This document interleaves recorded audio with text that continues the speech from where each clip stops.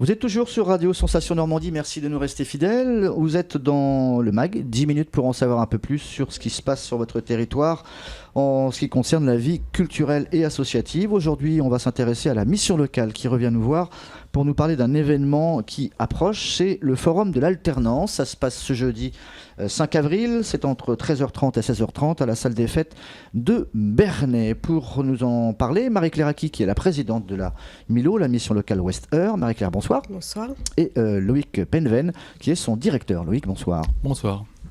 Forum de l'alternance, avant de revenir après plus en détail sur le fonctionnement de la mission locale, c'est le premier du nom, ou vous en avez déjà fait auparavant? Enfin, peut-être pas sous cette forme-là.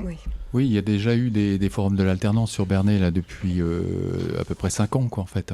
Bon, cette année, la particularité, c'est que la mission locale a repris un peu le pilotage de cette opération, vu que les missions locales sont un peu en avant, quoi, par rapport aux commandes du gouvernement et puis de la région qui souhaite promouvoir l'alternance. Le forum de l'alternance, c'est quoi en fait? C'est une invitation aux jeunes qui sont pas forcément adhérents de la mission locale? Ou si, ou obligatoirement? Non, c'est pas obligatoire, hein. C'est ouvert à tous les jeunes. L'idéal d'ailleurs, c'est quand il y a des nouveaux, c'est que nous, ça nous permet de récupérer leurs coordonnées et après de les inscrire à la mission locale. D'accord. Mais c'est ouvert à tous. Ouais. Donc c'est quoi? C'est donc des jeunes qui sont encore scolarisés? Ça peut être des jeunes qui sont encore scolarisés. Parce que l'alternance, c'est quoi? C'est 15-16 ans, 17 ans, 17 Oui, ans? ça commence à partir de 16 ans. Ça peut être 15 ans pour les jeunes qui sont en fin de 3e, qui vont avoir 16 ans dans l'année. Donc effectivement, hein, d'ailleurs l'information a été passée à tous les établissements scolaires de la zone, afin qu'ils relaient l'information pour les jeunes qui sont en recherche d'apprentissage. D'accord. Donc ça peut être effectivement des jeunes qui sont encore scolarisés à l'heure d'aujourd'hui, ou alors des jeunes qui sont sans solution et qui sont suivis par la mission locale, voire par Pôle emploi, quoi, en fait. Hein. Alors le jeudi 5, c'est une journée de scolarité? Oui, mais on démarre à 13h30. Non, c'est pas les vacances. Vous êtes sûr? Ça sera les vacances ou pas? Bah non, pour moi, c'est pas les vacances. Donc, c'était juste la question pour savoir pourquoi pas une journée complète. Voilà. C'est une... En fait, là, c'est plus condensé, par rapport aux exposants, quoi, en fait. Aux entreprises. Puisque bon, le choix, c'était de faire venir un maximum d'entreprises qui sont en recrutement. Et bon, c'est pas toujours évident, puisque parfois on s'adresse à des petites entreprises. Donc, il faut qu'ils puissent se libérer. Une journée, c'est un peu beaucoup. Vu leur agenda, donc une demi-journée, ça paraissait suffisant par rapport. Et les CFA, ce sont des CFA qui sont du secteur? Est-ce qu'on peut déjà les citer de mémoire? Oui, on a à peu près une dizaine de CFA qui seront présents. Donc, c'est des CFA vers lesquels s'orientent les jeunes du secteur. Hein. Donc, c'est Évreux, c'est Bourteroulde pour le CRF BTP, c'est Lisieux, Pont-de-Mer et puis Val-de-Reuil. Val-de-Reuil, d'accord. Et qui, eux, en fait, auront éventuellement à cœur de pouvoir, pas comme au football, mais faire signer déjà des jeunes, quoi. Pourquoi pas? Oui, de leur présenter les formations, de leur dire un peu comment ça se déroule, le contrat d'apprentissage, et puis effectivement d'inscrire les jeunes si les jeunes sont déjà un peu plus avancés dans leur choix. L'idéal, Loïc et Marie-Claire, c'est qu'en fait le jeune puisse avoir son CFA et son patron dans le même lieu, le même jour, quoi. Ah bah oui, ça c'est l'idéal. Ça serait parfait. Avec des diversités de propositions de postes et de secteurs diverses, l'entreprise, la vente, on estime que c'est un peu partout, l'automobile, peut-être pas l'automobile, mais... aussi, automobile, oui, mécanique, bâtiment, travaux publics, métier de bouche... L'agriculture agriculture, on espère, oui. Donc tous les secteurs sont à peu près couverts, quoi, en fait. Hein. Le jeune doit se présenter comment, en fait? Il doit venir armé? Idéalement, il vient avec son CV. C'est bien de le rappeler. Parce que... En général, tous les jeunes de la mission locale sont préparés avant. Hein. Nous, on s'organise. Il y a vos jeunes à vous et il y a les... oui, c'est ça, quoi. On sert à ça aussi, à les aider à se préparer pour effectivement... Parce que c'est une sorte d'entretien avec l'employeur. Préparation en amont à l'entretien ou pas? On en fait. Oui, on fait des préparations au niveau des CV et puis préparation aux entretiens, quoi. On a des ateliers avec des parrains, d'ailleurs, il faudrait qu'on parle des parrains à un moment donné, c'est très intéressant. Dont certains seront d'ailleurs présents sur place le jour du forum, quoi. C'est quoi un parrain, en fait? Un parrain, c'est une personne qui s'engage à accompagner un jeune sur un projet professionnel. Ça prend pas forcément beaucoup de temps, faut pas avoir peur, hein. C'est quelques heures, voilà, c'est aider un jeune à se préparer, à parler de son expérience, et puis c'est du réseau aussi. En général, les parents ont du réseau, donc. C'est quelqu'un qui a la retraite ou pas? Pas forcément.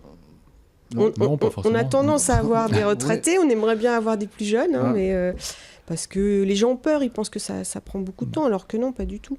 Je rebondis sur quelque chose qui peut paraître péjoratif, mais lorsqu'on est jeune, qu'on a 16 ans, un CV, c'est quoi? C'est 2 lignes, quoi. Non, mais c'est pas très vendeur.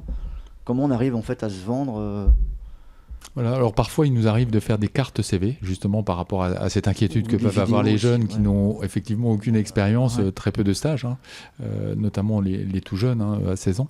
Donc on leur prépare des cartes CV avec le maximum d'informations qui les concernent. Et bon, voilà, ça peut suffire, quoi. Ok. Donc un jeune qui 15, 16, 17 ans n'a pas le permis de conduire. Comment ça se passe là, si le CFA il est à 50 km de son lieu de domicile? Est-ce qu'il y a une aide à la mobilité qui est prévue ou pas du tout? Alors la mobilité, elle n'est même pas forcément tant par rapport au CFA, parce que bon, il y a quand même des moyens de transport pour aller sur les CFA. Parfois, c'est plutôt pour aller chez l'employeur, puisque on s'adresse parfois à des petits employeurs dans l'artisanat qui sont un peu disséminés sur tout le territoire. Et la complication, elle est peut-être plus là pour aller chez l'employeur, en fait, puisqu'il n'y a pas forcément les lignes de transport qui correspondent. Ok. J'allais poser une question toute bête, une collaboration avec Access ou pas sur la mobilité? Oui, on travaille avec Access, tout à fait. D'accord. C'est de bonnes questions. Les scooters, etc. Les scooters, voitures quand les jeunes ont... Parce que juste rappeler que l'apprentissage, c'est aussi jusqu'à 30 ans. Hein. Il n'y a pas que les mineurs. Donc l'aide à passer le permis de conduire, pourquoi pas? Ça peut être aussi possible. Oui, c'est... Alors nous, on n'a pas trop de budget mission locale. C'est vrai qu'on a été un peu raboté là au niveau. Mais vous avez mis vos sous?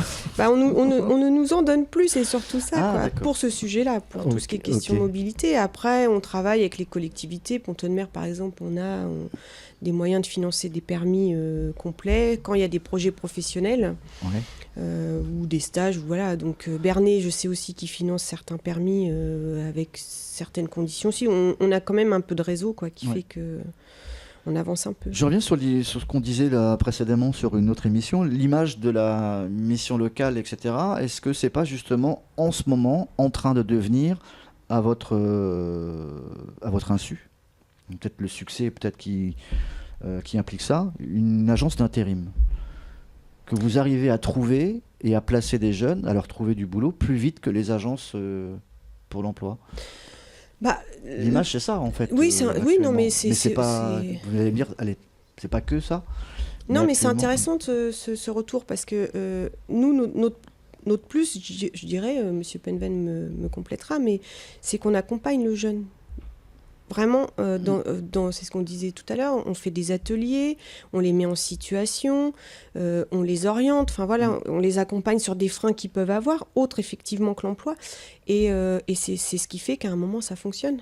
Donc on précise le cœur de métier, enfin entre guillemets, si je peux dire ça, de la mission locale, c'est un jeune pousse la porte, il vient chercher du travail, on lui trouve du boulot Alors ça, c'est la finalité, en fait. Hein. Bon, effectivement, quand les jeunes poussent la porte, la première demande, c'est je cherche un emploi.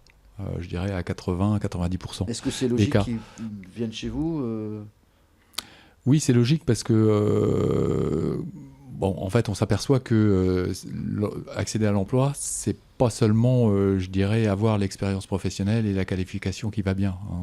La mission locale, c'est aussi un accompagnement global, comme disait Madame Aki. Donc, c'est aussi de déceler toutes les difficultés annexes qu'ils peuvent avoir. En termes de mobilité, comme on en parlait tout à l'heure, ça peut être des difficultés d'ordre social. Donc la mission locale aussi, c'est un peu, je dirais, une tête de réseau, qui doit être en contact avec tous les partenaires du territoire, que ce soit dans le secteur économique comme dans le secteur social. Avec une synthétique peut-être presque familiale. On ne dit pas que vous allez le mettre pas dans un cocon, mais vous êtes moins dur qu'une structure d'État pour l'emploi, oui, je pense moins froid. On prend plus de temps. Parce que c'est notre mission. Je pense que c'est ça aussi. Et on a aussi, pour cette lisibilité que vous disiez, on a aussi l'État nous demande de remplir cette mission. C'est pour ça aussi qu'on est légitime et que les jeunes se doivent de venir à la mission locale.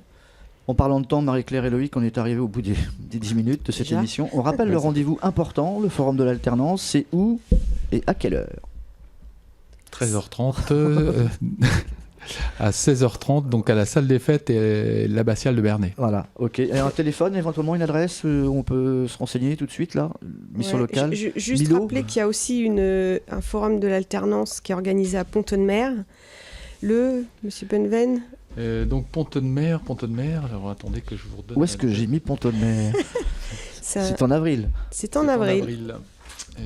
Le 8? Non. Vers la vingtaine. C'est le... alors attendez. On n'est pas bon. Le 26. Le 26. 26 voilà, on avait un silence constructif. Ouais, c'est ça. C'est important. Merci d'avoir accepté notre invitation. On espère vous voir très très vite. Au revoir. Merci. Au revoir.